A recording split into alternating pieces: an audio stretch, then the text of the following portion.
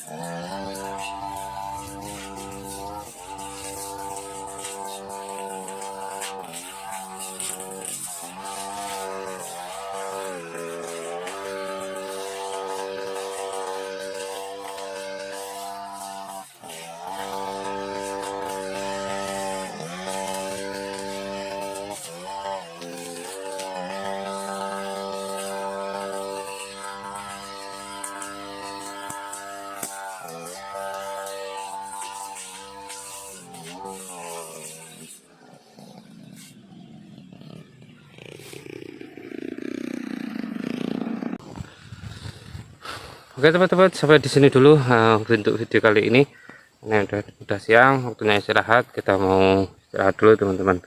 Jangan lupa dukung channel ini dengan cara di like, di komen, dan di subscribe supaya channel ini berkembang dengan baik. Untuk teman-teman yang baru bergabung, saya doakan semoga diberikan kelancaran dan kemudahan dalam mencari rezeki, dan diberikan kesehatan jasmani dan rohani. Oke teman-teman, untuk hasilnya ini lumayan. Ini kandas, saya buat kandas sampai mepet tanah teman-teman, bersih kinclong. Oke teman-teman, saya pamit undur diri. Nantikan video-video yang akan datang. Assalamualaikum warahmatullahi wabarakatuh.